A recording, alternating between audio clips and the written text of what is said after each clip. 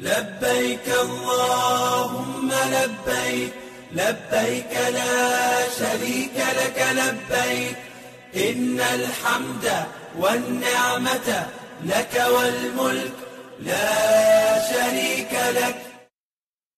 بسم الله الرحمن الرحيم. وإذ بوأنا لإبراهيم مكان البيت ألا تشرك بي شيئا وطهر بيتي للطائفين والقائمين والركع السجود وأذن في الناس بالحج يأتوك رجالا وعلى كل ضامر يأتين من كل فج عميق. Et quand nous indiquâmes à Ibrahim le lieu de la maison, la Kaaba, en lui disant « Ne m'associe rien et purifie ma maison pour ceux qui tournent autour, pour ceux qui s'y tiennent debout et pour ceux qui s'y inclinent et s'y prosternent. Et fais aux gens une annonce pour le Hajj. Ils viendront vers toi à pied et aussi sur toute monture, venant de tout chemin éloigné. »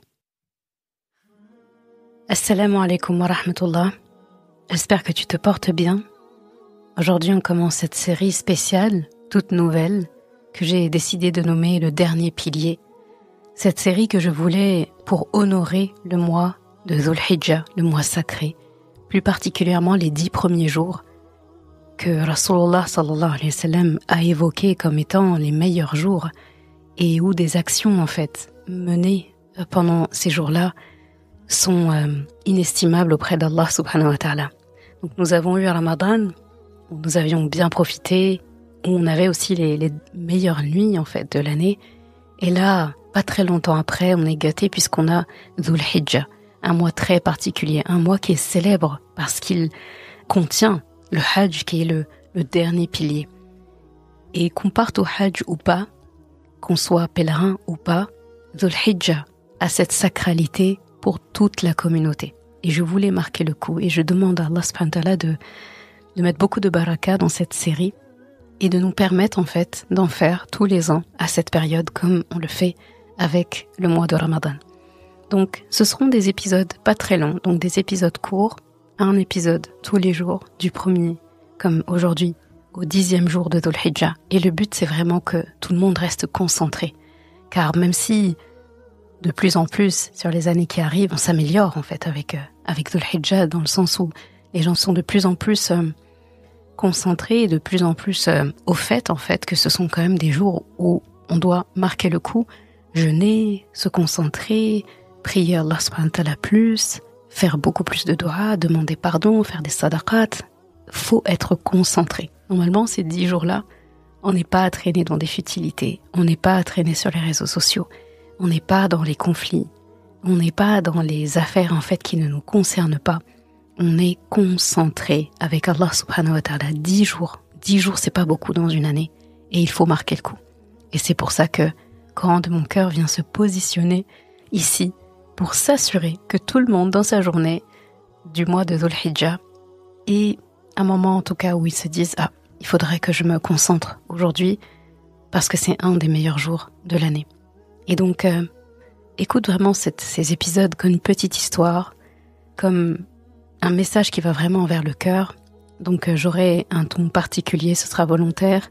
Je ne garantis pas que l'émotion ne me gagnera pas de temps à autre, car c'est une période qui est très, très impressionnante pour moi tous les ans. Dhul Hijjah, je le vis profondément. Il m'est arrivé plusieurs fois, même dans le travail, de poser des jours de congé pendant les 10 premiers jours de Dhul Hijjah pour me concentrer, c'est dire, donc sacrifier des vacances que j'aurais pu poser à un autre moment de l'année pour cette période-là, suivre le périple des pèlerins à distance, revoir l'histoire du Hajj, relire sur la sira du prophète sallallahu alayhi wa sallam, relire sur l'histoire d'Ibrahim alayhi salam, puisque le Hajj le concerne énormément, puisque ce sont des rites qui reprennent en fait son héritage. Et donc, je sais que cette période-là a toujours été très très importante pour moi, et donc c'est avec beaucoup d'émotion en fait que j'ai préparé cette série, cette modeste série. Donc je demande à Allah subhanahu wa ta'ala que cette intention atteigne en tout cas les cœurs, atteigne le but que je lui voulais, accepte de nous, de moi, de vous qui écoutez, et bismillah.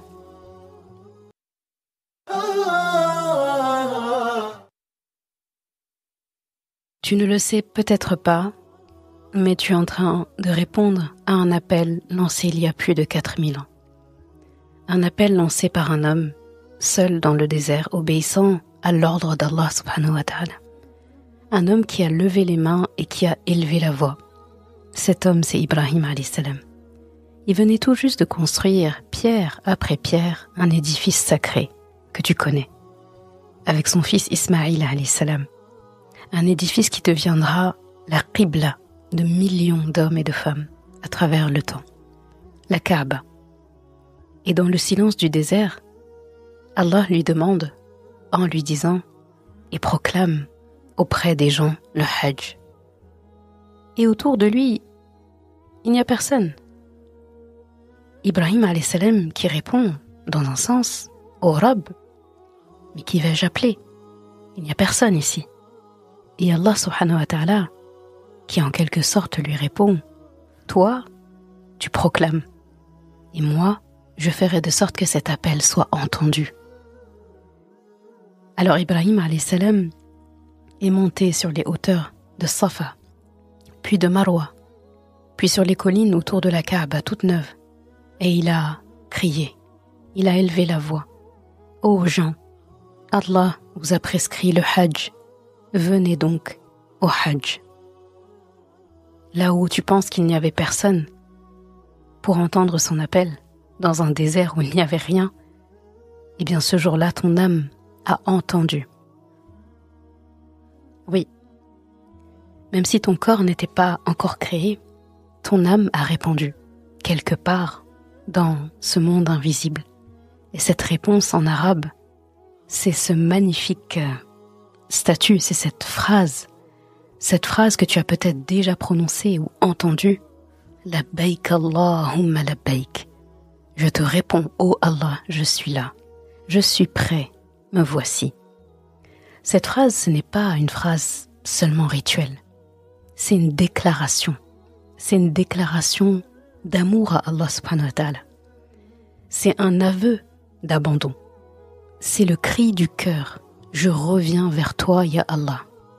Le Hajj, donc ce n'est pas un simple voyage, c'est un retour. Un retour vers celui qui t'a appelé il y a si longtemps. Et c'est là toute la beauté du Hajj. C'est l'unique acte d'adoration qui a commencé avant même que les gens n'existent autour de ce sanctuaire. C'est un rite qui est né dans un vide. C'est un rite qui est né du iman, de la foi et de l'espérance. Ibrahim alayhi salam a obéi à Allah subhanahu wa ta'ala alors qu'il n'y avait personne pour l'écouter. Mais aujourd'hui, il y a toi. Et peut-être qu'à travers cette série, tu vas entendre à ton tour cet appel oublié. Tu sais, j'ai entendu un jour un cheikh dire une phrase très forte. Il a dit, tu crois que tu pars au Hajj, mais en réalité, tu reviens. Tu reviens chez toi. Tu reviens à ton point d'origine, le lieu de la naissance de ton âme. Et j'expliquerai pourquoi je dis ça. Le lieu où tout a commencé, sur les plaines de Arafat.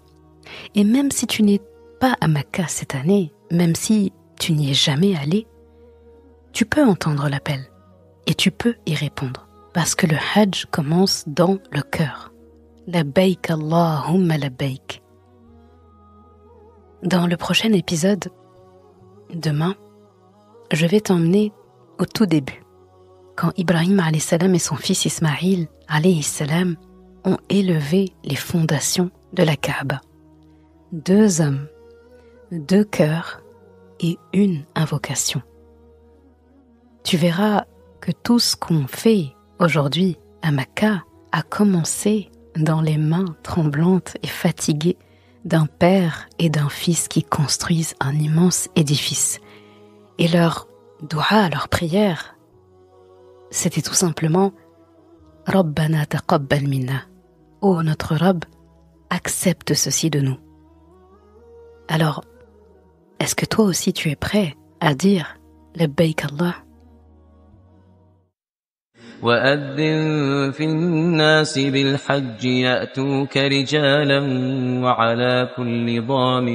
وعلى كل ضامر يأتين من كل فج عميق